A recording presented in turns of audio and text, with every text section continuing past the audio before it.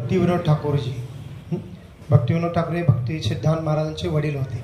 जसं काल आपण चर्चा केली की हे जिल्हा न्यायाधीश होते ब्रिटिश कालावधीमध्ये आणि जगन्नाथ मंदिराचे प्रमुख पण होते त्यांच्या जगन्नाथपुरीमधल्या पोस्टिंगच्या कालावधीच्या अशा दरम्यान. त्यांनी जगन्नाथपुरीमध्ये बऱ्याच काही सुधारणा करून आणल्या आणि त्याच्यानंतर भक्तिविनोद ठाकूरांची बदली मायापूरला झाली किंवा त्यांनी करून घेतली. ही चर्चा आपण नंतर करू पुढे. थोडं पहिला हरिदास ठाकूरच्याबद्दल थोडी आपण आणि काही प्रसंग पाहू, कारण आपण हरिदास ठाकूरांजींचं समाधीचं दर्शन केलेलं आहे, त्यांच्याबद्दल आणखी थोडी सवन चर्चा आपण केली पाहिजे. मग जसं काल आपण चर्चा केली की हरिदास ठाकूरांचा जन्म बंगाल प्रांतामध्ये झाला. तिथं मग बेनापूर आहे, फुलिया नावाचं ग्राम आहे, ह्या ठिकाणी वेगवेगळ्या लीला झाल्या. बेनापूरमध्ये त्यांना एका जमीनदार व्यक्तीच्याद्वारे एक वैश्यापासून पाठवून भ्रष्ट करण्याचा प्रयत्न केला गेला. फुलिया ग्रामामध्ये त्यांना स्थानिक राजाकडून मारण्याचा प्रयत्न केला गेला 22 बाजारमध्ये. हे सर्व आपण काल प्रसंग पाहिले. त्याच्यानंतर हरिदास ठाकूर मग जगन्नाथपुरीमध्ये आल्यानंतर चैतन्य महाप्रभूंच्या कृपेने त्यांना सिद्धवकुलमध्ये राहण्याची संधी मिळाली. तिथल्या लीलेची पण चर्चा आपण केली. त्याच्या व्यतिरिक्त आणखीन बऱ्याच लीला आहेत ज्याच्याद्वारे आपल्याला हरिदास ठाकूर हे किती विशेष चैतन्य महाप्रभूंचे पार्षद होते हे आपल्याला कळतं. जसं एक लीला आहे, चैतन्य महाप्रभू नवदीप मायापूरमध्ये जेव्हा लीला करत होते तेव्हा हरिदास ठाकूर त्याच्या अगोदर म्हणजे चैतन्य महाप्रभू प्रकट होण्याच्या अगोदरच नवदीप मायापूरमध्ये येऊन वास्तव्य करत होते. सुरुवातीला बेनापूर, त्यानंतर फुलिया अशा वेगवेगळ्या ठिकाणी राहत मग चैतन्य महाप्रभू हरिदास ठाकूर नवदीप मायापूरमध्ये पण वास्तव्य करण्यासाठी आले होते आणि काही कालावधीसाठी त्यांनी तिथं वास्तव्य केलं होतं. मग त्यांच्याबद्दल एक लीला सांगितली जाते.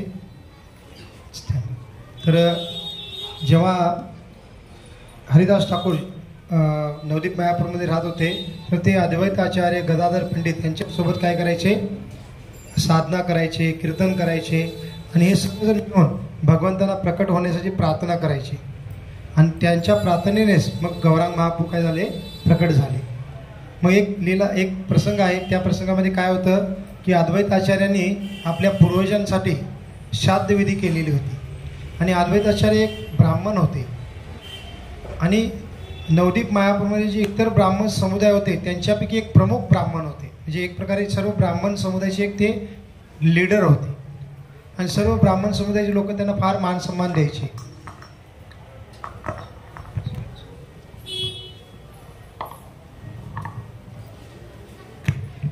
आणि श्राद्ध विधीचा एक अंग काय आहे की श्राद्ध पूर्ण झाल्यानंतर ब्राह्मणांना भोजन करवणं आणि ब्राह्मणांना भोजन करवणं फार म्हणजे लाभदायक मानलं जातं. हरे कृष्ण हरे कृष्ण. ठीक आहे. तर मग अद्वैताचार्य काय करतात की श्राद्ध दिन झाल्यानंतर ते श्राद्धाचा जे काही प्रसाद आहे तो ब्राह्मणांना पहिला द्यायचा असतो, ब्राह्मणांना भोजन करायचं असतं, मग इतरांना द्यायचा असतो. परंतु ते काय करतात, त्या श्राद्धचा जो काही प्रसाद आहे त्यातले जे पहिला भाग आहे तो कोणाला देतात, हरिदास ठाकूरांना देतात. आता हरिदास ठाकूर तर कोण आहेत, जन्माने एक मुस्लिम आहेत परंतु त्यांना देत आहेत. आणि अद्वैताचार्य कोण आहेत, एक ब्राह्मण आहेत, फार श्रेष्ठ ब्राह्मण म्हणून त्यांना पाहिलं जात होतं. मग हे पाहून इतर ब्राह्मण नाराज होतात की अद्वैताचार्य असं का करत आहेत की आम्ही ब्राह्मण आहोत, आमचा अधिकार आहे आणि हा मुस्लिम आहे, यवन इंग्लंडचा आहे आणि ह्याला काय केलं जात आहे, श्राद्धाच्या प्रसादात पहिला भाग दिला जात आहे, हा आमचा अपमान आहे, अशापर्यंत त्यांचा भाव होतो. परंतु अद्वैताचार्य ब्राह्मणांचे प्रमुख असल्यामुळे ते ज्यादा काही बोलत नाहीत, परंतु त्यांना ते चुकीचं वाटतं. आणि हरिदास ठाकूर हे म्हणजे ओळखतात की ब्राह्मण समुदायातील लोक नाराज होत आहेत आणि त्यामुळे हरिदास ठाकूर अद्वैताचार्यांना म्हणतात की हा श्राद्धाच्या प्रसादात पहिला भाग मला तुम्ही देतात हे योग्य नाही आहे, तुम्ही ब्राह्मण समुदायातील लोकांना द्या, मला दिल्यामुळे हे लोक नाराज होत आहेत आणि मी एक मुस्लिम कुटुंबात जन्मलेला, मी फार पापी आहे आणि तुम्ही मला हा भाग देणं योग्य नाही. तर त्याला अद्वैताचार्य प्रभू काय म्हणतात की मी जे काही करत आहे हे किती योग्य आहे का अयोग्य आहे हे मला पूर्ण माहीत आहे आणि मी हा भाग तुम्हाला देऊन मी लाखो करोडो ब्राह्मणांना भोजन दिल्याचा लाभ प्राप्त करत आहे, असं अद्वैताचार्य म्हणतात. का, कारण हे जे ब्राह्मण आहेत हे जन्माने ब्राह्मण आहेत, परंतु तुम्ही हरिनामाचा जप करून किंवा आश्रय घेऊन एवढी उच्च स्थिती प्राप्त केलेली आहे की तुम्हा एकट्यांना मी भोजन दिल्यामुळे हजारो लाखो करोडो ब्राह्मणाला भोजन केल्याचा मला लाभ होत आहे किंवा माझ्या पूर्वजांना लाभ होत आहे. त्यामुळे मी जे काय करतो ते योग्यच आहे, कोणी काही म्हणो किंवा विचार करू असं म्हणून अद्वैताचार्य ते जे काही करत आहेत ते थांबवत नाहीत, उलट हरिदास ठाकूरांना भोजन करवतात जरी सर्व ब्राह्मण नाराज झाले तरी. मग हा एक प्रसंग नेहमी सांगत होता ज्याच्यामध्ये हरिदास ठाकूरांचं किती विशेष महात्म्य होतं हे कळतं. आणि अद्वैताचार्य कोण आहेत, जसं मगाशी आपण म्हणालो अद्वैताचार्य स्वतः भगवंताचे विशेष पार्षद आहेत, महाविष्णूंचे अवतार आहेत आणि ते हे प्रमाणित करतात की हरिदास ठाकूर साधारण नाही, त्यांची सेवा केल्यानंतर आपल्याला हजारो लाखो करोडो ब्राह्मणांची सेवा केल्याचा लाभ प्राप्त होतो. आणि याच्यावरनं ते स्थापित करतात की वैष्णव असतात ते सर्वांपेक्षा श्रेष्ठ असतात. सामान्यपणे 4 वर्णामध्ये ब्राह्मण वर्ण श्रेष्ठ मानला जातो, शूद्र वैश्य आणि क्षत्रियांपेक्षा. परंतु एखादा व्यक्ती कुठल्याही कुटुंबात जन्मला असेल, मग तो शूद्र कुटुंबात असेल, ब्राह्मण कुटुंबातला असेल, वैश्य कुटुंबातला असेल, क्षत्रिय कुटुंबाला असेल किंवा त्याच्यापेक्षा निम्न चांडाळ कुटुंबातला पण असेल, परंतु तो जेव्हा वैष्णव बनतो, भक्त बनतो, हरिनामाचा आश्रय घेतो, तर तो डायरेक्ट एखाद्या फार विद्वान ब्राह्मणापेक्षा पण श्रेष्ठ बनतो. आणि त्यामुळे ब्राह्मणाच्या सेवेचा जे काही लाभ सांगितलेला आहे शास्त्रामध्ये त्याच्यापेक्षा कितीतरी पटीने एखाद्या वैष्णवाच्या सेवेने लाभ प्राप्त होतो. हे शास्त्राचं आणि काय म्हणतात की उपदेश आहे. आणि ते ज्ञान एक प्रकारे अद्वैताचार्यांनी त्या प्रसंगातून स्थापित केलं. जसं आपण काल चर्चा करत होतो की भक्ती सिद्धार्थ महाराजांनी 3 दिवस व्याख्यान दिले, काल आपण चर्चा केली. आणि त्या 3 दिवस व्याख्यानामध्ये त्यांनी काय स्थापित केलं, पहिल्या दिवशी ब्राह्मण कसे श्रेष्ठ आहेत हे सांगितलं, दुसऱ्या दिवशी ब्राह्मणांची योग्यता म्हणजे योग्य ब्राह्मण कोण असतो याच्याबद्दल सांगितलं, आणि तिसऱ्या दिवशी परंतु जे वैष्णव असतो तो अशा योग्य ब्राह्मणापेक्षा पण कसा श्रेष्ठ असतो हे त्यांनी शास्त्रानुसार सांगितलं. मग हे अद्वैताचार्यांनी पण आपल्या कृतीतून दाखवून दिलं की नामाचार्य हरिदास ठाकूर एक मुस्लिम कुटुंबातले असले तरी त्यांना चैतन्य महाप्रभूंनी नामाचार्य पदवी दिलेली आहे. ते इतर सर्व सनातन धर्मामध्ये जन्म घेतलेल्या तथाकथित विद्वान सर्व कर्मकांड विधी करणाऱ्या ब्राह्मणापेक्षा पण श्रेष्ठ आहे. मग हे प्रसंग हरिदास ठाकूरच्याबद्दल सांगितलं होतं. दुसरा आणखी एक प्रसंग आहे, कारण हरिदास ठाकूर हे एक संन्यासाप्रमाणे होते, ते वेगवेगळ्या ठिकाणी भ्रमण करायचे. एकदा भ्रमण करता करता हरिदास ठाकूर गोवर्धन मुजुमदार नावाचे फार धनाढ्य जमीनदार होते, त्यांच्या ठिकाणी पोचले. आणि हे गोवर्धन मुजुमदार कोण होते, हे रघुनाथ दास गोस्वामींचे वडील होते. तर रघुनाथ दास गोस्वामी षड गोस्वामींपैकी एक आहेत. आणि त्यावेळेला रघुनाथ दास गोस्वामी लहान होते. आणि हे गोवर्धन मुजुमदार एक धार्मिक व्यक्ती होते, साधू संतांना आपल्या घरी बोलवायचे. मग त्यांनी एकदा हरिदास ठाकूरांना आपल्या घरी बोलवलं. जरी ते मुस्लिम होते तरी गोवर्धन मुजुमदार यांना माहीत होतं की किती श्रेष्ठ भक्त आहे. मग त्यांनी हरिदास ठाकूरांना काही भोजन करवण्यासाठी, त्यांची सेवा करण्यासाठी आपल्या घरी बोलवलं. आणि त्याचबरोबर काही ब्राह्मणांना पण त्या गोवर्धन मुजुमदार यांनी बोलवलं होतं. आणि त्यावेळेला मग चर्चा चालू होती की हरिनाम कसं श्रेष्ठ आहे. आणि मग हरिदास ठाकूर मग हरिनामाचं महात्म्य सांगत होते की हरिनाम उच्चारण केल्यानंतर श्रवणानंतर काय लाभ होतो हे सर्व सांगत होते. तर त्यावेळेला त्या ठिकाणी आलेले जे ब्राह्मण होते, जन्माने असणारे ब्राह्मण, स्मार्ट ब्राह्मण, त्यापैकी एक ब्राह्मण होते, त्यांचं नाव होतं गोपाल चापल. तर तो क्रोधित होतो आणि तो म्हणू लागतो की पहा किती घोर कलियुग आलेला आहे की एक यवन आपल्या वैदिक ग्रंथावर ज्ञान देत आहे आणि हरिनाम किती श्रेष्ठ आहे सांगत आहे. आम्ही ब्राह्मण असून आमच्यापेक्षा ह्याला ज्यादा मान सन्मान दिला जात आहे आणि हा काय करत आहे, आमचा धर्म भ्रष्ट करत आहे. आणि कुठं सांगितलेलं आहे की हरिनाम जोरात उच्चारल्यानंतर ज्यादा लाभ होतो. कारण काही लोक म्हणतात की तुम्ही जे हरिनाम जप करता, कीर्तन करता, एवढं करण्याची काय आवश्यकता आहे, आपल्या मनातल्या मनात घेतलं पाहिजे, दिखावा करण्याची काय आवश्यकता आहे, असं लोक म्हणतात. मग तो म्हणू लागला की शास्त्रामध्ये जर सांगितलं मानसिक जप करण्यास सांगितलेलं आहे आणि हा काय करतो, मोठ्याने जप करतो, कीर्तन करतो, वाचिक जप करतो आणि त्याचं महात्म्य सांगतो आणि हा आमचा धर्म भ्रष्ट करत आहे. अशापर्यंत तो फार क्रोधाने हरिदास ठाकूरांची निंदा करू लागतो आणि स्वतःच पुढे काय म्हणतो की जर तू जे बोलत आहेस ते जर असत्य असेल तर मी सांगतो की तुझं जे काही नाक आहे ते कुष्ठरोगाने 3 दिवसात गळून पडेल. म्हणजे एक प्रकारे शाप दिल्यासारखा तो बोलतो. कोण, हा गोपाल चापल. पण तो हरिदास ठाकूर एकदम शांत स्वभावाने, काही बोलत नाहीत. आणि गोवर्धन मुजुमदार होते जे रघुनाथदास गोस्वामींचे वडील, त्यांना मात्र हे चुकीचं वाटतं. परंतु हरिदास ठाकूर गोवर्धन मुजुमदार यांना पण शांत करतात. त्या गोपाल चापला काही बोलू देत नाही. आणि हरिदास ठाकूर काही विरोध न करता तिथून शांतपणे निघून जातात. पण तो हा मात्र फार क्रोधित होऊन त्यांना बोलतच होता. आणि त्यांनी काय बोललं होतं की हरिदास ठाकूर जे हरिनामाचं महात्म्य सांगत आहेत हे असत्य असेल तर काय होईल, हरिदास ठाकूरांचं नाक कुष्ठरोगाने गळून पडेल, ते पण किती दिवसात, 3 दिवसात, अशापर्यंत तो बोल. त्याचं काय सामर्थ्य, परंतु जसं म्हणतात ना, कावळ्याच्या शापाने गायी मरत नाही. मग काही लोक असे असतात ईर्ष्याभावनेने. परंतु त्यांनी अपराध केला. हरिदास ठाकूरांसारख्या शुद्ध भक्तांना एवढं कठोरतेने बोलले, त्यांची निंदा केली, हरिनामाची पण निंदा झाली त्या ठिकाणी. आणि त्यामुळे काय झालं की 3 दिवसात हरिदास ठाकूरांना काय झालं नाही, परंतु ह्याला कुष्ठरोग झाला आणि याचं नाक काय झालं, गळून पडलं, असं म्हणलेलं आहे. पुढे चैतन्य महाप्रभूंच्या कृपेने त्याचा उद्धार होतो. परंतु चैतन्य महाप्रभू त्याला भेटल्यानंतर फार क्रोधित होतात, कारण त्यांनी हरिदास ठाकूरच्या प्रती अपराध केला होता. आणि ह्याला स्वतः कुष्ठरोग होऊन काय होतं, याचं नाक गळून पडतं. परंतु हरिदास ठाकूर मात्र काही पुन्हा असं नाही की 3 दिवसांत आले, बघ तू बोलत होता ते असत्य होतं म्हणून तुलाच हे झालं, असं हरिदास ठाकूरने आपलं सत्यता स्थापित करण्याचा प्रयत्न केला नाही. ते तिथून निघून गेले. मग अशा पद्धतीने हरिदास ठाकूर जिथेही जात होते तर सामान्य लोक त्यांना फार मान सन्मानित करत होते, कारण ते एवढे शुद्ध भक्त होते. पण असे जे ब्राह्मण लोक आहेत, आणखी काही समाजातले स्वतःला प्रतिष्ठित मानणारे लोक आहेत, ते मात्र त्यांना फार त्रास द्यायचे. पण हरिदास ठाकूर मात्र काही विरोध करायचे नाही. काही त्रास सुरू झाला तर मग तिथून ते ठिकाण सोडून ते पुढं निघून जाय दुसऱ्या ठिकाणी. मग असं ते भ्रमण करायचे. आणि आणखीन एक प्रसंग आहे की फुलिया नावाचं ग्राम होतं, ते वास करत होते. त्यावेळेलाच राजाने त्यांना बंदी बनवून मारण्याचा प्रयत्न केला होता 22 बाजारामध्ये. परंतु नंतर ते तिथून हे झाले, पण त्याच्यातून सुखरूप बाहेर पडले. ती चर्चा आपण काल थोडक्यात केली. तोही प्रसंग फार मोठ्या स्वरूपात, विस्तारित स्वरूपात आपल्या ग्रंथामध्ये दिलेला आहे. आपण थोडक्यातच चर्चा केली. यातले एक प्रसंग जर विस्तारित चर्चा करायचं म्हटलं तर 1 तास आपण चर्चा केली पाहिजे. पण आपण थोडक्यात चर्चा करत आहोत. मग त्या फुले ग्राममध्ये आणखीन एक प्रसंग घडला. एक लीला होती त्यांची. ती म्हणजे काय की हरिदास ठाकूर त्या फुले ग्रामच्या आउटर साईडला एक गुफा होती. त्या गुफामध्ये बसून जप करायचे.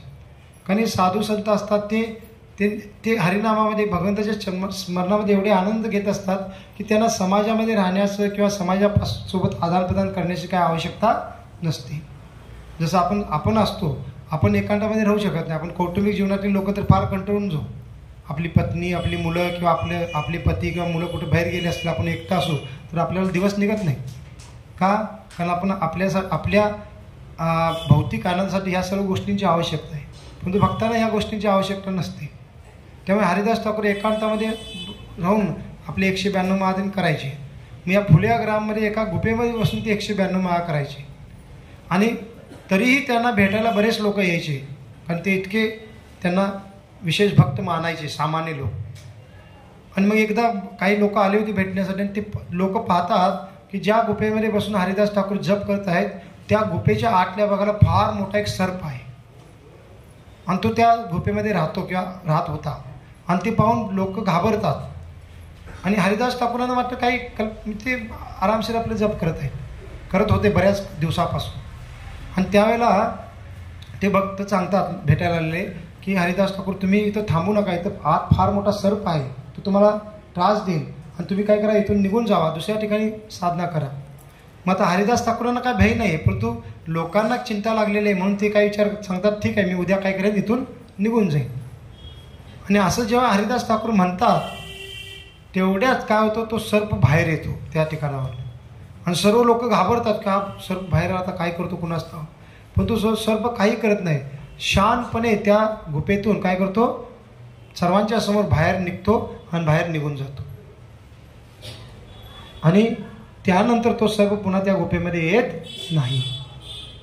आणि हरिदास ठाकूर मग काय करायचं आणि तिथं जप करत राहणार. भक्त सांगतात की वास्तविक तो सर्प पण हरिदासांच्या संघामुळे, कारण तो तिथं हरिदास ठाकूर बरेच दिवस जप करत आहे आणि तो सर्प किती दिवसापासून आहे माहीत नाही. आणि त्याला पण हरिनामाचं काय मिळालेलं आहे, लाभ प्राप्त झालेला आहे. त्याचं पण एक प्रकारे शुद्धीकरण झालेलं आहे. तो शांतपणे निघून गेला बाहेर. तर हे भक्तांच्या संघाचं, भक्तांच्या मुखातून हरिनाम श्रवण करण्याचं, भक्तांचा प्रसाद उच्चिष्ट ग्रहण करण्याचे लाभ असतात, जे एखाद्या पशुयोनीतील जीवाला पण त्याचा लाभ प्राप्त होतो. तर हे लीला त्या ठिकाणी घडते. मग हे पण सांगितली जातं. जसं मला एक स्मरण आलं त्याच्यावरनं पशूंना कसा लाभ होतो. जसं आम्ही आरवड्यामध्ये राहत होतो, तर मग आरवड्यामध्ये जे ब्रह्मचारी भक्तांचं जे काही प्रसादाचं ठिकाण होतं, तर तिथं मग भक्त प्रसाद पण घ्यायचे आणि प्रसाद घेऊन मग बाहेर प्लेट धुण्याचं जे बेसिन होतं तिथे एक खरकाटं टाकण्याचं एक डस्टबिन असायचं, तिथं भक्त खरकाटीने टाकायचे. आणि आम्ही पाहत होतो की आरवड्याच्या त्या आमच्या आश्रमच्या भागामध्ये एक कुत्रं होतं आणि ते कुठून आलं माहीत नाही. ते बऱ्याच कालावधीपर्यंत तिथं राहू लागलं. का? कारण ते काय करायचं की ते डस्टबिनमध्ये टाकलेले भक्तांचे जे उच्चिष्ट होतं ते खायचं. आणि मग आता ते खात आहे भक्त, पण आता हे कुत्रा आहे, एवढं त्याला महाप्रसाद मिळत आहे, त्याचा लाभ घेईल म्हणून भक्त पण त्यांना हाकलून लावायचे. आणि ते नंतर तिथंच राहू लागलं मंदिरच्या आवारामध्ये. आणि ते मंदिरच्या आवारामध्ये राहायचं आणि इतकं शांत झालेलं होतं की बरेच वेगवेगळे कुत्रे आले. कारण श्री राधा गिरधारी भगवान की, श्री महाप्रभू चैतन्य महाप्रभू की. तर मग आता भोग लावला जात आहे आणि 12:30ला भोग आरती पण होते. तर मग आम्ही पाहिलं की ते कुत्रं फार शांत राहतात. आणि कुत्र्यांचा स्वभाव कसा असतो, ते ज्या भागामध्ये राहतात त्या भागात दुसरी कुत्रे आले तर लगेच ते काय करतात, एकमेकावर भुंकतात, लढतात, भांडतात, हे सर्व होतं. पण हे कुत्रे इतकं शांत झालं होतं की कुठली दुसरी कुत्रे आले इकडे तिकडे आले तर ते काय भुंकायचं नाही, काय नाही, गप्प बसून राहायचं. आणि एका भक्ताने, मंदिरातल्या एका भक्ताने त्याला नाव पण दिलं होतं, एक प्रकारे त्याची दीक्षा केल्यासारखं आहे ना. आणि त्याचं नाव काय दिलं होतं, कारण ते इतकं शांत आहे. तर एक भक्त होते, फॉरेनचे होते, ते अर्जेंटिनामधले भक्त होते आणि ते वरिष्ठ भक्त होते. त्यांनी त्या कुत्र्याला ऑब्झर्व केलं होतं आणि त्यांनी त्याचं काय नाव दिलं होतं, अहिंसा प्रभू, अशा पण त्याचं नाव दिलं होतं. आणि भक्त मग येता जाता त्याला म्हणायचे हरे कृष्ण अहिंसा प्रभू असं पण ते बोलत ते गप्प बसून राहायचं. आणि जे काही भोजन आलेलं आहे ते म्हणजे ते टाकलेलं ते खायचं. आणि कुठले कुत्रे आले तर काय भुकायचं नाही, काय नाही, एकदम शांत झालेलं होतं. मग हे अनुभव आहेत की भक्तांच्या संग केल्यानंतर, भक्तांच्या मुखातून हरिनाम ऐकल्यानंतर, भक्तांचं उच्चिष्ट ग्रहण केल्यानंतर जीवाच्या हृदयामध्ये हरिनाम म्हणजे भगवत प्रेम प्रकट होतं. मग ते मनुष्यासाठी लागू होतं असं नाही, तर पशूंसाठी पण लागू होतं. तर हे आहे. आणि दुसऱ्या बाजूला दुसरा पण परिणाम पाहायला मिळतो. जसं आम्ही एक न्यूजपेपरमध्ये वाचलं एकदा, काय की मिरजमध्ये काही कुत्र्यांनी एका लहान मुलावर आक्रमण करून त्याचे लचके तोडले आणि त्याच्यामध्ये तो लहान मुलगा मृत्यू पावला. काही वर्षापूर्वीची गोष्ट आहे. आणि त्या कुत्र्याने अचानक असं का आक्रमण केलं, त्यांनी जरा म्हणजे काय म्हणतात की थोडं सर्च केलं लोकांनी, म्हणजे असे कुत्रे एवढे का हिंसक बनले. तर त्याचं कारण काय त्यांना कळालं की त्या भागामध्ये एक व्यक्तीचा गाडा होता, त्याच्यावर तो चिकन आणि बाकी काही मांसाहार बनवून विकत होता. आणि तो काय करायचा, ते विक्री केल्यानंतर जे राहिलेले काही हे आहे म्हणजे हाडं किंवा आणि काय, तो असं टाकून द्यायचा त्या बाजूला. आणि तिथं येऊन ती कुत्रे नेहमी ते खायचे ते सर्व. आणि मग ते कुत्र्यांना ते नेहमी तिथं मिळत होतं. मग बरेच 4-5 कुत्रे ते तिथंच राहत आणि तेच खात होते. परंतु काही कारणानं ते गाडाच्या ते मालक त्याचं काही कामामुळे किंवा काय होते त्यांनी ते काम बंद केलं आणि ते गाडा पण बंद केला. आणि गाडा बंद केला आणि त्यामुळे त्या कुत्र्यांना जी काही सवय लागली होती त्यांना ती मिळत नाही. आणि त्यामुळे ती कुत्री इतकी हिंसक झाली की त्यांना ते मांसाहार खाण्याची सवय झाली होती. आता त्यांना बाकीचं खाणं मिळत होतं का नाही ते माहीत नाही, पण त्यांना आता ती चटक लागलेली एक प्रकारे. आणि न्यूजपेपरामध्ये न्यूज आली होती. आणि मिरजमध्ये मग त्या कुत्र्याने काय केले, इतके हिंसक बनले, कारण काही दिवस त्यांना ते मांस मिळालं नाही, तर रस्त्याने चाललेल्या एका लहान मुलावर त्याने आक्रमण केलं, त्याचे लचके तोडले. मग लोकांनी त्यांना आक्रमण लावलं असेल, पण तो इतके ते हिंसक बनले की त्या लचक्यामध्ये त्या लहान मुलाचा मृत्यू झाला. मी आपल्याला पाहायला मिळतं दोन्ही, की कुत्री किंवा कुठलाही पशु त्याच्या प्रवृत्तीनुसार वागतो, परंतु भक्तांच्या संघामध्ये, प्रसादामध्ये, हरिनामामध्ये ही शक्ती आहे की त्या पशुच्या प्रवृत्तीमध्ये पण बदल होतो. मग अनुकूल पण बदल आपण पाहिला, आपण आरवड्यातल्या त्या कुत्र्याचं उदाहरण दिलं, आणि प्रतिकूल पण बदल पाहिला. मग हे आहे, लोक म्हणतात खाण्यामध्ये काय आहे, मांसाहारमध्ये काय चुकीचं आहे असं आपण म्हणतो. पण तो पाहायला मिळतं की पशूंमध्ये जो प्रभाव होतो तोच आपण पण एक पशुच आहोत. मग मांसाहार करणाऱ्या व्यक्तींमध्ये पण ती हिंसक प्रवृत्ती होते. आणि एखादा प्रसाद ग्रहण करत असेल तर त्याच्यामध्ये ती सात्विकता पण येते. मग पशुमध्ये येते तर मनुष्यामध्ये काय येणार नाही. हे उदाहरण आहे. मग हरिदास ठाकूरांच्या संघामध्ये तो सर्प पण एकदम एक प्रकारे म्हणू शकतो सात्विक बनला आणि तो शांतपणे निघून गेला. का? कारण आचार्य सांगतात की त्या सर्पाला पण जाणीव झाली की माझ्यामुळे आता हरिदास ठाकूरांना त्यांचं स्थान त्यागावं लागेल. मग त्यांनी ते स्थान त्यागण्यापेक्षा मीच हे स्थान त्यागतो आणि त्यांना साधना करण्यासाठी योग्य सुविधा उपलब्ध करून, अशा भावनेने तो सर्प तिथून निघून गेला. तर ही हरिदास ठाकूरांची योग्यता होती. आणि म्हणलेलं मग चैतन्य महाप्रभू जेव्हा हरिदास ठाकूरांना भेटायला येत होते इथं सिद्ध बकुलवेदच्या ठिकाणी, तर एक दिवस चैतन्य महाप्रभूंनी हरिदास ठाकूरांना विचारलं. काय विचारलं?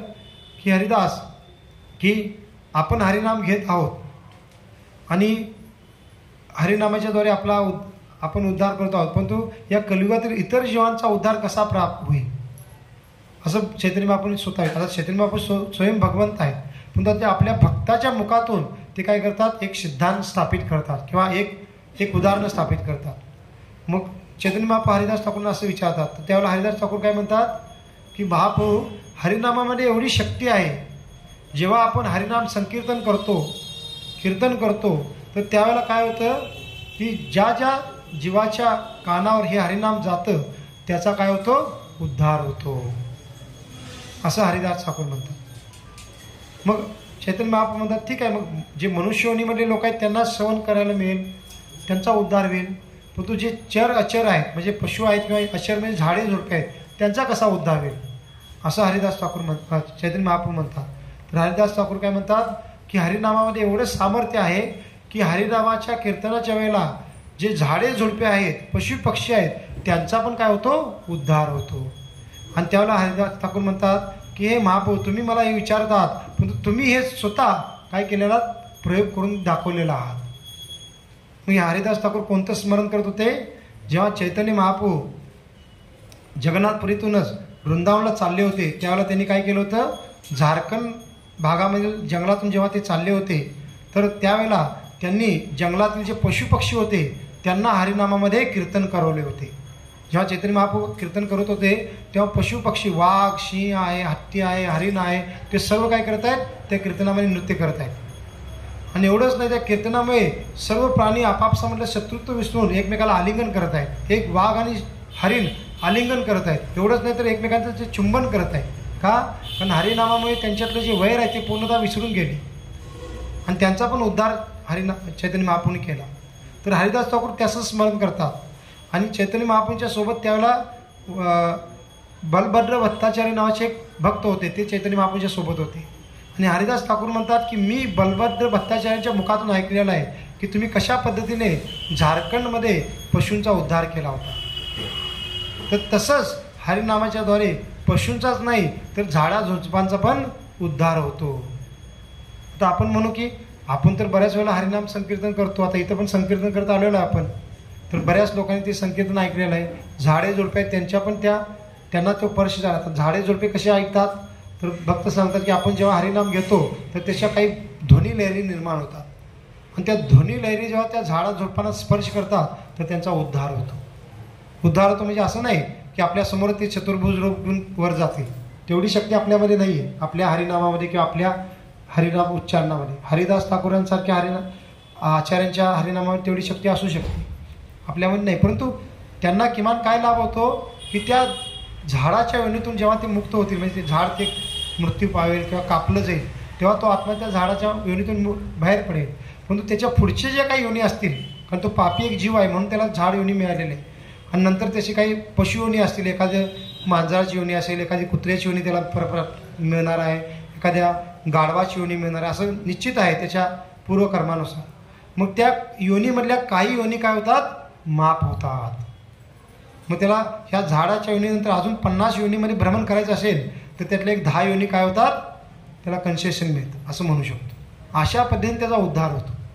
आणि मग एखादा जर मंदिरामधलं झाड असेल किंवा लईच हरिनामाचा त्याला लाभ झाला असेल तर तो डायरेक्ट पुढच्या जन्मामध्ये मनुष्य योनीमध्ये येतो आणि वैष्णवाच्या कुटुंबामध्ये त्याला जन्म मिळतो. तर अशा पद्धतीने हरिनामाच्याद्वारे उद्धार होतो. तर हरिदास ठाकूर चैतन्य महाप्रभू हे सांगत आहे.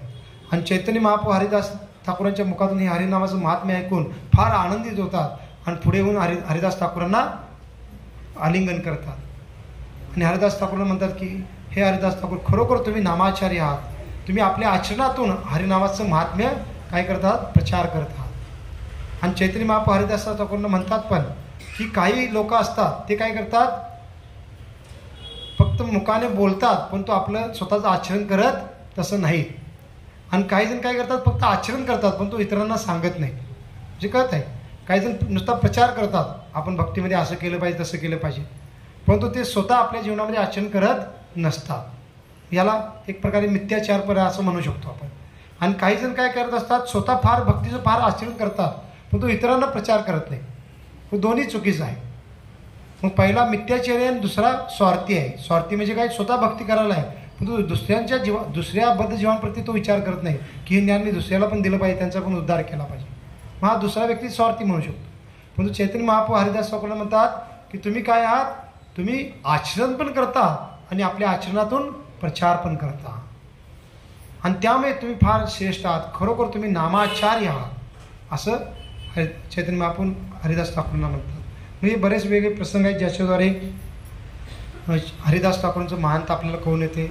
आणि आणखीन एक प्रसंग आहे, जसं आपण काल चर्चा केली की हरिदास ठाकूरांना फुलिया ग्रामातील राजाकडून मारण्याचा प्रयत्न केला गेला 22 बाजारामध्ये चापकाच्याद्वारे, जल्लादांच्याद्वारे, तरी पण ते मृत्यू पावले नाहीत. का पावले नाहीत, तर याचं कारण स्वयं चैतन्य महाप्रभू हरिदास ठाकूरांना सांगतात. केव्हा, कारण हा जो प्रसंग आहे हा प्रसंग हरिदास ठाकूर नवदीप मायापूरमध्ये किंवा जगन्नाथपुरीमध्ये येण्याच्या अगोदर घडला होता. आणि जेव्हा चैतन्य महाप्रभू नवदीप मायापूरमध्ये राहत होते पहिले 24 वर्ष, आणि नंतर जेव्हा त्यांनी आपले भक्तिभाव प्रकट केला आणि सर्व भक्तांसोबत ते कीर्तन करायचे, शिवासांगणमध्ये कीर्तन करायचे, तर त्यावेळेला एक दिवस चैतन्य महाप्रभूंनी काय केले, सर्व भक्तांना घेऊन शिवासांगणमध्ये 21 तास म्हणजे जवळजवळ किती 7 पहर महाप्रकाश लीला प्रकट केली. महाप्रकाश लीला म्हणजे काय की चैतन्य महाप्रभू त्यांचे पार्षद त्यांना भगवंत म्हणून म्हणायचे, परंतु ते स्वतः कधी स्वतःला भगवंत म्हणून स्वीकारायचे नाही. कोणी त्यांना विष्णू म्हणून म्हणलं तर कानावर हात ठेवून ते विष्णू विष्णू म्हणून ते ऐकायचे नाही, स्वतःला भक्त मानायचे. परंतु त्या महाप्रकाश लीलेमध्ये त्यांनी स्वतःची भगवत्ता प्रकट केली. सर्वांच्या समोर मी कृष्ण आहे, मी विष्णू आहे असं प्रस्तुत केलं आणि सर्वांना वरदान दिले त्यांच्या इच्छेनुसार. आणि प्रत्येकानं त्यांच्या भावानुसार दर्शन पण करवलं. जसं मुरारी गुप्ता हनुमानजी आहे, तर त्यांना चैतन्य महाप्रभूंनी प्रभू रामचंद्राच्या रूपात दर्शन घडवलं. श्रीधर कोलावीच्या श्रीधर होते, ते भगवंताच्या सोबत सख्य रसामध्ये होते, तर त्यांना भगवंतांनी कृष्ण बलरामजीच्या रूपात दर्शन दिलं त्या महाप्रकाश लीलेमध्ये. आणि प्रत्येक भक्ताला चैतन्य महाप्रभू पुढे बोलवून काय करत होते, त्यांना वरदान म्हणजे मागण्यासाठी सांगत होते आणि विशेष रूपामध्ये दर्शन देत होते. मग त्या लीलेमध्ये त्यांनी हरिदास ठाकूरांना पुढे बोलवलं, हे हरिदास पुढे ये म्हणले. आणि जेव्हा हरिदास ठाकूर पुढे आले तर तेव्हा चैतन्य महाप्रभू म्हणाले, तुला आठवतं का की तुला 22 बाजारामध्ये त्या राजाच्या जल्लादाकडून मारलं जात होतं आणि त्यावेळेला तुला काही इजा झाली नाही, आणि ती इजा का झाली नाही हे तुला माहीत आहे का, असं चैतन्य महाप्रभू म्हणू लागले. कारण चैतन्य महाप्रभू नेहमी नम्रपणे वागत होते, पण त्यावेळेला ते भगवत्ता प्रकट करत होते. आणि ते म्हणू लागले की तुला माहीत आहे का त्यावेळेला तुला काही इजा झाली नाही, याचं कारण काय. मग हरिदास ठाकूर काही बोलत नाही, हात जोडून फक्त उभे राहतात. पण त्यावेळेला चैतन्य महाप्रभू म्हणतात त्याचं कारण हे होतं की जेव्हा ते जल्लाद तुला मारत होते तेव्हा मी स्वतः माझ्या शरीराने तुझ्या शरीराला काय केलं होतं, आवृत्त केलं होतं. आणि त्या सर्व चापकाच्या फटकाला मी काय केलं होतं, माझ्या शरीरावर धारण केले होते. आणि पहा त्या चापकाचे वन अजून माझ्या शरीरावर आहेत, असं म्हणून चैतन्य महाप्रभू आपले पाठ दाखवतात. तर त्या चैतन्य महाप्रभूंच्या शरीरावर सर्व काही त्या चापकाचे वन होते. आता मग आपण म्हणून पहिला का दिसले नाहीत, तर भगवान ते सर्व साक्षात्कार करून देत आहेत. आणि हरिदास ठाकूरांना जे शरीराचे वन आहेत ते त्यांच्यावर दिसतात. आणि मी त्या जल्लादांचा माझ्या सुदर्शन चक्राने शिरछेद करणारच होतो, परंतु मी करू शकलो नाही. का, कारण का, आपण काल सांगितलेलं आहे. कारण काय होतं, कारण त्यावेळेला हरिदास ठाकूर काय करत होते, भगवंतांना प्रार्थना करत होते की हे भगवंता, ह्या सर्वांना तुम्ही क्षमा करा, हे अज्ञानतेमुळे ते करत आहेत, तुम्ही त्यांना काही दंडित करू नका. तर हरिदास जसं वैष्णवांचा भाव असतो, तर मग चैतन्य महाप्रभू म्हणतात की मी त्यांना मारणार होतो, त्यांचा शिरछेद करणार होतो, पण तुम्ही प्रार्थना केल्यामुळे मी त्यांना काही करू शकलो नाही. अशा पण महाप्रभू सांगतात. मग याच्यावर कळतं की महाप्रभू हरिदास ठाकूरच्यावर किती प्रेम करत होते, त्यांच्यासाठी किती प्रिय होते. मग अशा विशेष बऱ्याच लीला आहेत ज्याच्यामध्ये आपल्याला हरिदास ठाकूरांची विशेषता कळून येते, महानता कळून येते. आणि म्हणून तर चैतन्य महाप्रभूंनी स्वतः त्यांच्या देहत्यागानंतर त्यांना हातात घेऊन कीर्तन केलं, नृत्य केलं आणि स्वतः इथं आणून त्यांना समाधिस्थ केलं. आणि त्यामुळे आपण हरिदास ठाकूरांचं फार त्यांना प्रार्थना करतो. आणि म्हणून आपण रोज प्रेमध्वनीमध्ये बरेच चैतन्य महाप्रभूंचे पार्षद आहेत, परंतु आपण हरिदास ठाकूरांचा विशेष जय जयकार करतो प्रेमध्वनी म्हणत असताना. जय ओम विष्णुपाद परमहंस परिव्राजकाचार्य असं आपण जेव्हा म्हणत राहतो तेव्हा आपण त्याच्यामध्ये मध्ये एक काय म्हणतो, नामाचार्य श्री हरिदास ठाकूर की जय रोज म्हणतो.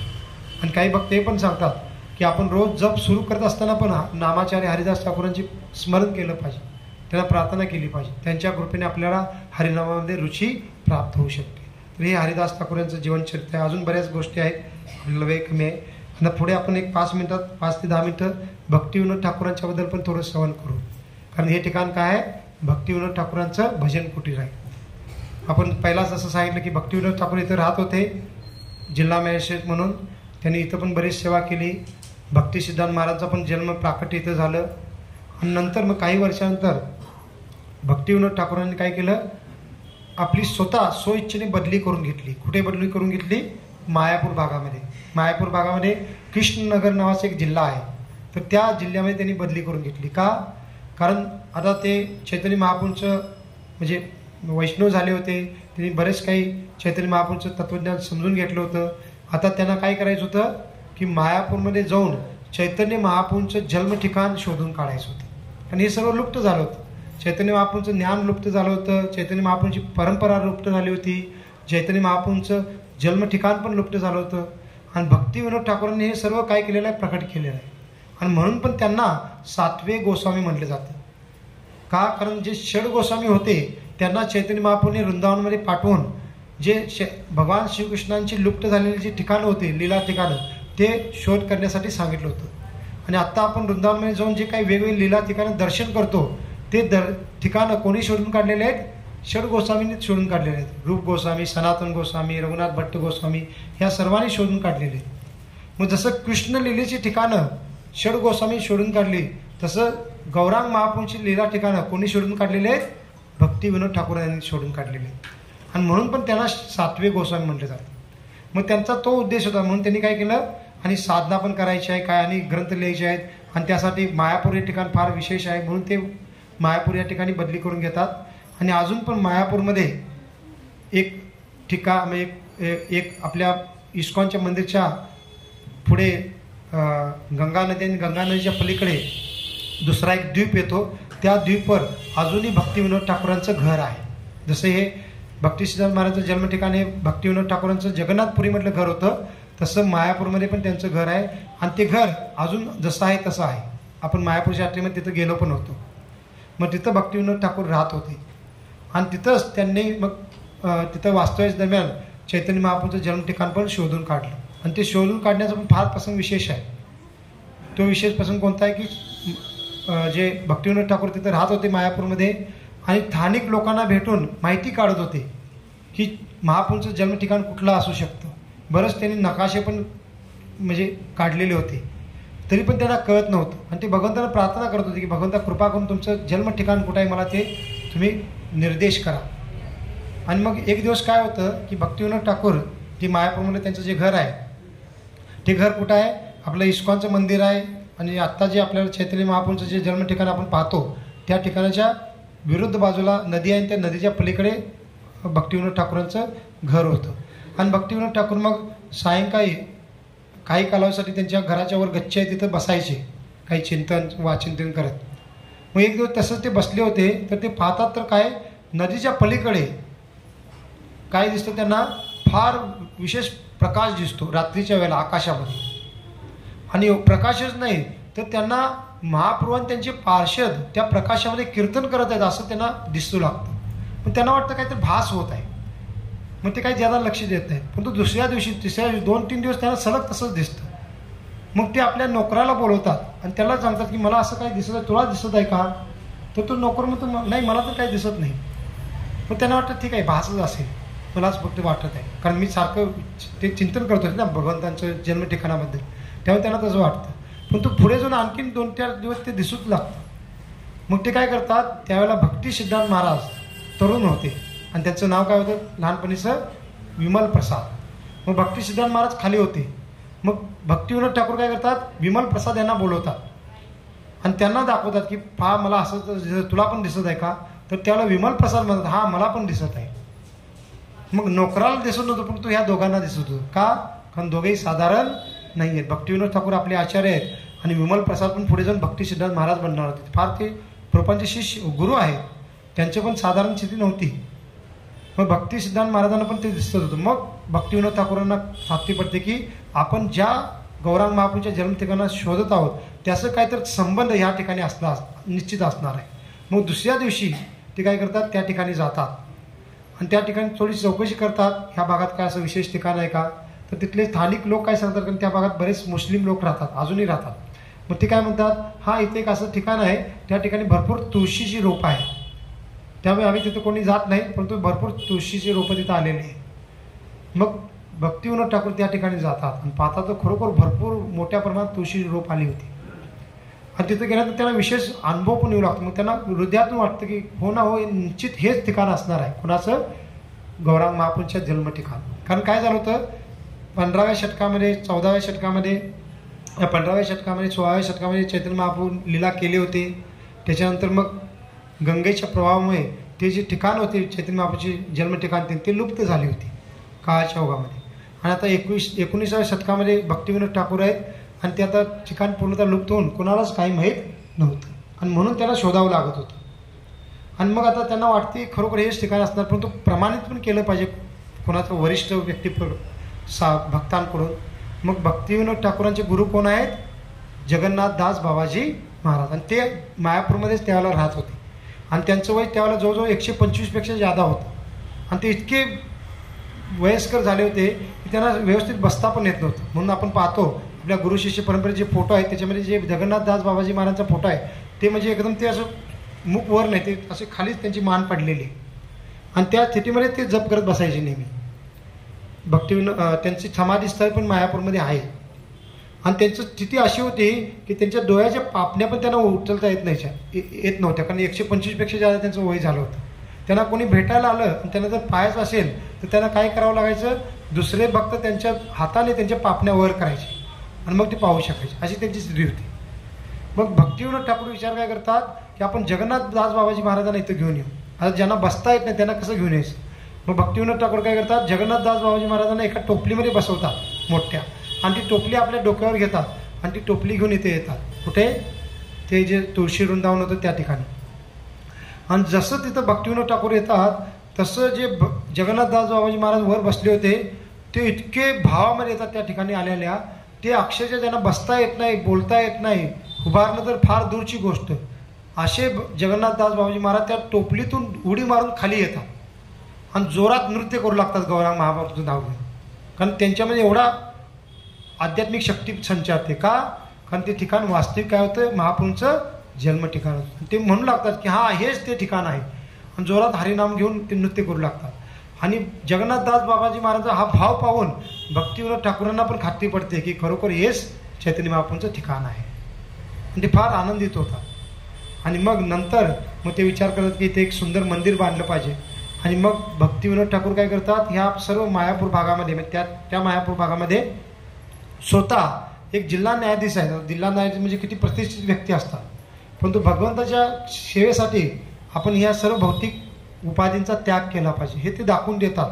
आणि ते काय करतात, मायापूर नवदीपमधल्या प्रत्येक घरामध्ये जाऊन प्रत्येकाकडे भिक्षा मागतात.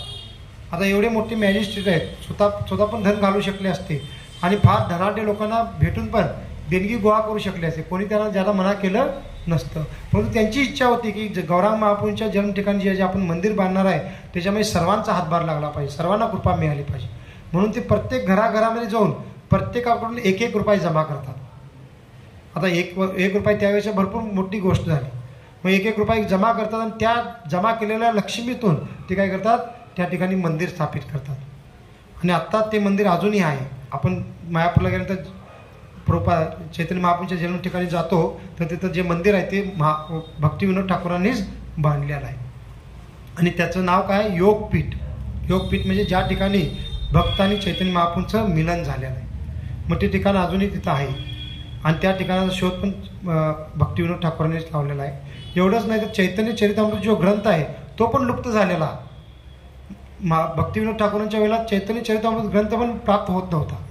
तो ग्रंथ पण भक्तिविनोद ठाकूरांनीच शोधून काढला आणि त्याच्या प्रती बनवल्या. आता आपण चैतन्य चरितामृत वाचत आहोत तर एक प्रकारे भक्तिविनोद ठाकूरांच्या कृपेनेच वाचत आहोत. आज मायापूरला गेल्यानंतर आपण चैतन्य महाप्रभूंच्या जन्म ठिकाणी दर्शन करत आहोत ते पण भक्तिविनोद ठाकूरांच्या कृपेने करत आहोत. मग असे भरपूर भक्तिविनोद ठाकूरांनी कार्य केलेले. आणि नंतर मग काय होतं, आता मायापूरमध्ये जे मंदिर त्यांचं जे घर आहे त्या घरासमोरनं, कारण ते इतके विद्वान होते, फार उच्च पदस्थ होते, तर ब्रिटिश लोकांनी काय केलं होतं, त्यांच्या घरासमोर रेल्वेचा ट्रॅक टाकला होता. का? कारण त्यावेळेला असं काही चारचाकी गाड्या ते नव्हत्या, रेल्वे ते नव्हत्या. टांग्याने जर जायचं म्हटलं तर त्यांना ऑफिसमध्ये पोचायला वेळ होईल आणि त्या वेळेमध्ये ते 2-3 केसेस सोडवू शकतात.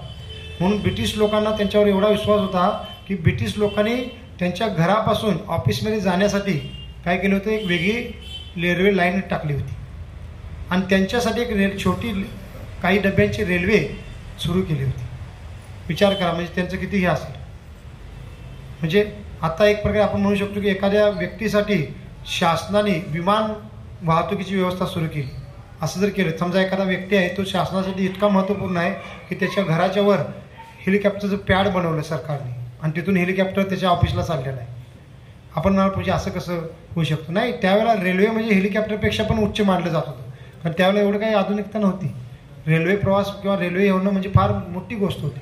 तर सरकारच्याद्वारे हे केलं होतं. का? कारण भक्तिविनोद ठाकूर फक्त भक्तीमध्येच एवढे श्रेष्ठ नव्हते तर सामाजिक कार्यामध्ये त्यांच्या प्रोफेशनल जीवनामध्ये पण फार सन्माननीय मानले जात होते. आणि ते भक्तिविनोद ठाकूर मग जेव्हा विमल प्रसाद मोठे होतात, म्हणजे भक्तिसिद्धांत महाराज मोठे होतात आणि ते प्रचार करू लागतात आणि हे वयस्कर होतात, तर म्हणल्याला 1910 सालानंतर भक्तिविनोद ठाकूर काय करतात, हे प्रचार कार्य आहे त्यांनी जे काही कार्य करत होते त्याच्यातून निवृत्त होतात. त्याच्या अगोदर त्यांनी भरपूर प्रचार केला. एवढं सर्व काही जिल्हा न्यायाधीशाचं कार्य करत आपलं कुटुंब सांभाळत त्यांनी म्हणलेलं आहे की मायापूर भागामध्ये जवळजवळ 2000पेक्षा जादा भक्तिवृक्ष ग्रुप सुरू केले होते. भक्तिवृक्ष ग्रुप म्हणजे जसं आपण विट्यामध्ये सुरुवातीला 2 ग्रुप बनवले होते आपले. एका ग्रुपमध्ये जवळजवळ 20-25 भक्त असतात आणि त्यांना प्रचार करतात. तसे भक्तिविनोद ठाकूरांच्या अधीन किती ग्रुप चालत होते? 2000पेक्षा जादा. म्हणजे विचार करा, 2000 गुरुजीने जर 20 केलं तर किती होईल? किती होतं? 20,000, 40,000. विचार करा, जवळजवळ 40,000 लोक त्यांच्या अंतर्गत भक्त झाले होते. मग ती सिस्टम होती, त्याचा आपण चर्चा फार ती विस्तारित त्याचं वर्णन आहे की भक्तिवृक्ष म्हणजे कशा पद्धतीने ते एका ग्रुपला प्रचार करतात, त्याच्यातून लीडर बनतात, मग पुढे ग्रुप होतात, असं करत करत ते एवढे भक्त बनले होते. एवढ्या लोकांना ते प्रचार पण करत होते. पहा, मग ह्या सर्व कार्यातून 1910ला ते निवृत्त होतात आणि आता पूर्ण वेळ ते आपल्या भजन कार्यासाठी देतात. आणि त्यावेळेला भक्तिविनोद ठाकूर इथं काही काळासाठी वास्तव्याला आले होते आणि इथं राहून त्यांनी आपलं भजन केलं होतं.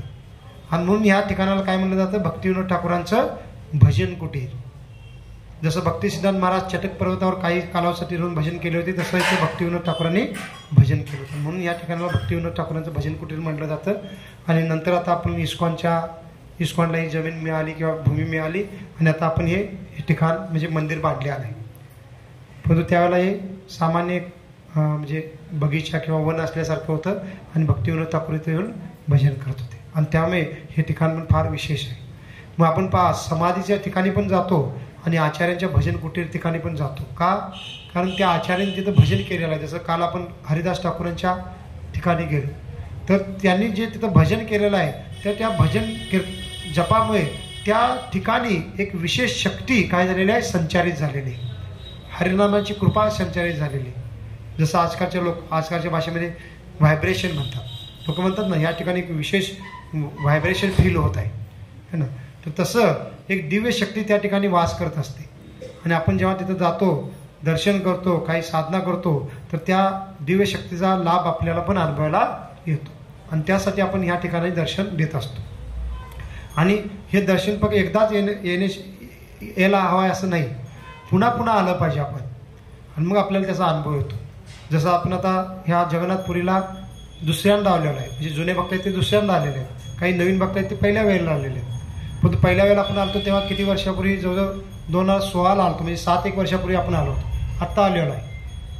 आणि त्यामुळे 7-1 वर्षापूर्वी आल्यामुळे आता ते ठिकाण पुन्हा पाहत आहोत, तरी पण आपल्याला जरा नवीन वाटतील, कारण 7 वर्षापूर्वी आपण पाहिली होती. आणि त्यावेळेला पण आपण 2-3 दिवस राहिलो होतो, फार गडबडीत सर्व दर्शन केले होते, त्यामुळे लक्षात पण नसेल. त्यामुळे आत्ता आपल्याला थोडं उत्सुकता वाटेल. पण तो आपण आता दुसऱ्यांदा आणि तिसऱ्यांदा येऊ, चौथ्यांदा येऊ, त्यावेळेला आपल्याला ही ठिकाणं पूर्ण पाठ होऊन जातील, है ना.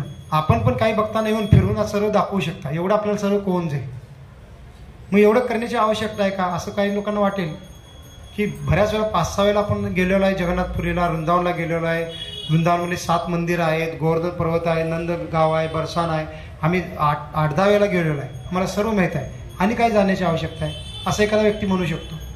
परंतु वैष्णवाच्या दृष्टिकोनातून काय आवश्यकता असते की आपण त्या ठिकाणी काहीतरी नवीन ठिकाण पाहण्याच्या दृष्टिकोनातून जात नाही. आपण कशासाठी जातो की त्या ठिकाणी पुन्हा पुन्हा जाऊन आपल्याला ती जी त्या ठिकाणी असणारी जी शक्ती आहे, दिव्य शक्ती, आध्यात्मिक शक्ती, त्याला आपल्याला काय करायचं आहे, एकत्रित करायचं आहे. जसं आपण म्हणतो ना, ठेंबे ठेंबे सहेसाचे. मग आपण जेवढ्या वेळेला येऊ तर ह्या शक्तीचा एखादा ठेंब घेऊन आपण जाणार आहोत. आपल्याला लगेच अनुभव येणार नाही. आज इथं आलो आपण, या 3-4 दिवसात आपण हरिदास ठाकूरांच्या समाधीचं दर्शन केलं, त्यांच्या सिद्ध बकुलाचं दर्शन केलं, इथं आलो, सर्व वेगळ्या ठिकाणी गेलेलो आहे. आणि आता आपण आरवड्यात गेल्यानंतर आपल्याला लगेच हरिनामाचा साक्षात्कार होत आहे, भगवंताचं दर्शन होत आहे, फार भगवंताच्या लीलेचं स्मरण होत आहे. असं लगेच अनुभव येणार का, नाही येणार लगेच.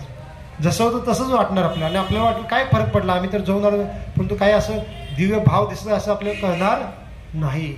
परंतु आपल्या कृष्ण प्रेमामध्ये काही ठेमाचं काय झालेलं आहे, निश्चित प्रमाण वाढलेलं आहे, ते लगेच आपल्याला कळणार नाही. आणि असंच पुन्हा पुन्हा या तीर्थक्षेत्रांना किंवा धामांना दर्शन भेट देऊन पुन्हा पुन्हा या सर्व ठिकाणाचं दर्शन करून त्या एक एक ठेमाला आपल्याला काय करायचं आहे, एकत्रित करायचं आहे. आणि मग कितीतरी वर्षानंतर मग त्या ठेम ठेम एकत्रित केल्याच्या त्या कृपेचा आपल्याला अनुभव येऊ लागेल. आणि मग आपल्याला त्या हरिनामाच्या रुचीचा, भगवंताच्या लीलेच्या साक्षात्काराचा हा अनुभव येऊ लागेल. त्यामुळे आत्ता आपण हे जे दर्शन करून जाणार आहे ह्याने आपल्याला काही लाभ झाला आहे का नाही असा आपण विचार करायचा नाही. लाभ झालेला आहे, परंतु तो लाभ फार अंश स्वरूपात आहे, त्यामुळे आपल्याला कळणार नाही. आपण उदाहरण देतो, जसं दगडावर एक एक थेंब पडत राहतो पाण्याचा, तर त्या एक एक थेंब पडल्यानंतर आपण जर प्रत्येक थेंबाला बघत राहिलो तर त्याचा काही फरक होत आहे असं आपल्याला काही दिसणार नाही. आपल्याला वाटतं काय फरक होत आहे, काहीच नाही. परंतु ते एक एक थेंब पडत पडत राहतो आणि 2-3 वर्षानंतर आपण तो दगड पाहिला तर त्या थेंबाने काय झालेलं असतं, त्या दगडाला छिद्र केलेलं असतं. मग हे धामवास असाच आहे. म्हणून भक्त जे वैष्णव भक्त आहेत जगन्नाथपुरी, मायापूर आणि वृंदावन पुन्हा पुन्हा येतात. आता महाराजांची, परमपूज्य राधानाथ महाराजांची यात्रा होते, तर जे पहिल्यापासूनचे भक्त आहेत महाराजांसोबत 1986-85ला महाराज मुंबईला आले तेव्हापासूनचे काही भक्त आहेत, त्यांनी तर महाराजांच्या सोबत हे जे 3 धामाची यात्रा 10-15 वेळा केली असतील महाराजांच्या सोबत. आणि त्याच्या व्यतिरिक्त वैयक्तिक पण त्यांनी कितीतरी वेळा केले असतील. तरी पण यावर्षी ते महाराजांसोबत यात्रेला आलेले आहेत आणि तेच ठिकाण पुन्हा त्यांनी दर्शन केलेलं आहे, त्याच लीला श्रवण केलेले आहे. मग त्यांना काही म्हणजे तेच करण्याचं काय आवश्यकता होती, तर आवश्यकता ही आहे की 1-2दा दर्शन केलं, 4-5 वेळा दर्शन केलं, आता आपल्याला ते पूर्ण माहीत झालेलं ठिकाण आपण पण इतरांना घेऊन येतो आणि त्यांना दाखवतो. याचा अर्थ आता मला जाण्याची आवश्यकता नाही असं नाही. आपल्याला पुन्हा पुन्हा या ठिकाणी यायचं आहे आणि त्या शक्तीतला एक एक थेंब घेऊन जायचा आहे. आणि असं एक एक थेंब एकत्रित करत करत कितीतरी वर्षानंतर मग आपल्याला थोडा थोडा अनुभव येऊ लागेल. तर त्यासाठी धामवास असतो. म्हणून आता आपण हे सर्व ठिकाणी पाहिलो, 2-4 वर्षांतर पुन्हा जगन्नाथपुरीमध्ये येऊ आपण आणि पुन्हा आल्यानंतर 5-6 दिवस तर राहू आणि 5-6 दिवस राहून काही वेगळी ठिकाण पाहू का, नाही, हेच ठिकाण येऊ. पुन्हा आपण तोटा गोपीनाथ येऊ, पुन्हा इथं येऊ, पुन्हा चटक पर्वत येऊ, सिद्ध बकुलला येऊ, हरिदास ठाकूरजींच्या समाधीच्या ठिकाणी येऊ, गंभीराच्या ठिकाणी जाऊ, हे सर्व ठिकाण पुन्हा आपण जाऊ आणि पुन्हा तिथं बसून कथा करू. त्यावेळेला उद्देश काय आहे की त्या पुन्हा ठिकाणी जाऊन आपल्याला ते एक एक थेंब पुन्हा घेऊन जायचं आहे. पूर्ण मिळणार नाही आपल्याला कृपा, पण ते एक एक थेंब मिळत राहील आणि त्याला आपल्याला एकत्रित करत राहायचं आहे आणि त्याच्यानंतर बऱ्याच कालावधीनंतर मग ह्या काही वेळेला ठीक आहे ते आरती करत राहतील. तर असं नाही की आपल्याला ही कृपा लगेच अनुभवायला येणार आहे, पण तो असं येत राहू, आपण दर्शन करत राहू, जात राहू आणि मग हळूहळू आपल्याला तो साक्षात्कार येत राहील. तर त्यासाठी आपण येत असतो. आता काही जण म्हणतील पूजा असं तुम्ही म्हणताय तर आम्ही इथंच राहतो मग है ना. ते जर एक एक थेंब घ्यायचा आहे तर आम्ही इथंच राहून तो थेंब घेत राहतो आणि लवकरात लवकर आमचं काय होईल, ग्लास भरेल आणि धामामध्ये जाऊ आम्ही है ना. परंतु त्याच्यासाठी आचार्य आणखीन आपल्याला सावधान करतात. श्री श्री राधा गिरधारी भगवान की, श्री चैतन्य महाप्रभू की. ठीक आहे, तर त्यांची आरती चालत राहील. तर आपण आणि 5 मिनिटं करून चर्चा नेऊ. तर पहा आपल्याला राजभोगचं दर्शन होत आहे, राजभोग अर्पण केलेला आहे, आता राजभोग आरती होत आहे. ठीक आहे. तर मग काही जण म्हणतील आपण इथंच, काही जण म्हणतील म्हणजे तेवढं कोणाला विचार येणार नाही, कारण आपली आसक्ती फार आहे आपल्या गावाप्रती घराप्रती. आपल्याला उलट एक एक दिवस मोजच असतो. आता 2 दिवस राहिलेले आहेत, 1 दिवस राहिलेला आहे, आता जायचं आहे परत है ना. परंतु एखाद्याला वाटलं की ठीक आहे असं आहे तर मी इथंच राहतो. परंतु आचार्य त्याच्यासाठी पण आपल्याला सावधान करतात की जरी आपल्याला धामामध्ये वास केल्यानंतर आपल्याला त्या कृपेचा बिंदू मिळत राहतो, परंतु आपण धामामध्ये ज्यादा वेळ राहिलं पण नको पाहिजे, हे पण आचार्य सांगतात. का? कारण आपल्याला अजून तेवढा दिव्य भाव प्रकट नाही झाला. आपण धामामध्ये ज्यादा वेळ राहिलो तर आपण अपराध करू लागू शकतो, धामाला आपण किरकोळ समजू लागू शकतो, धामवाशांच्या प्रती आपण अपराध करू शकतो. आणि त्यामुळे आचार्य सांगतात, काही भक्त म्हणतात की आपण धामवास केल्यानंतर फक्त 3 दिवसाच्या वर राहिलं नको पाहिजे. जसं परमपूज्य गोपालकृष्ण महाराज आहेत, ते पण त्यांच्या शिष्यांना यात्रा घेऊन जातात. आम्ही दिल्लीला होतो तेव्हा आम्ही दिल्लीच्या मंदिरमध्ये जात होतो. मग तेव्हा आम्ही परमपूज्य गोपालकृष्ण महाराजांच्या सोबत पण यात्रा केलेली आहे. मग आम्ही तेव्हा वृंदावनला पण यात्रेला आलतो. तर महाराजांची 3 दिवसाची यात्रा असते, 3 दिवसाच्या वरती यात्रा काढत नाही. तुम्ही म्हणाल आज चांगला आहे ते है ना, 3 दिवस जाऊन येऊ है ना. मग म्हणले का कीर्तन करू, ठीक आहे मग आपण थोडं कीर्तन करू. म्हणजे आरती चालू आहे तर तुम्ही कीर्तनासाठी म्हणताय, तर एक 5 मिनिटं कीर्तन करून त्याच्यानंतर आपण मग स्नानासाठी जाऊ. मग शेवटी आपण हेच सांगत होतो की यात्रेला जाऊन आपण तो कृपेचा बिंदू प्राप्त करतो, पण तो जादा वेळ पण राहून आपण अपराध करू शकतो. म्हणून आपण काय करतो, 3 दिवस 5 दिवस 7 दिवस मॅक्झिमम राहतो आणि पुन्हा तो कृपा घेऊन आपल्या गावाच्या ठिकाणी राहून पुन्हा भक्ती करण्याचा प्रयत्न करतो. मग हे धामवासाचा एक भाग असतो किंवा त्याच्या मागचा भाव असतो. हरे कृष्ण. श्रील प्रभुपाद की, श्री श्री राधा गिरधारी भगवान की. ठीक आहे, सर्वांनी उठून उभं राहा. एक 5 मिनिटं आपण कीर्तन करू आणि त्यानंतर समुद्र स्नानासाठी जाऊ. हरे कृष्ण.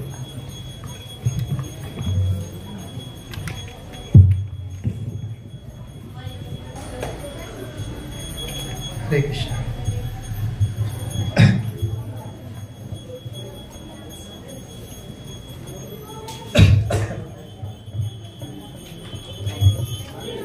तर ही पण फार विशेष संधी आहे आपल्याला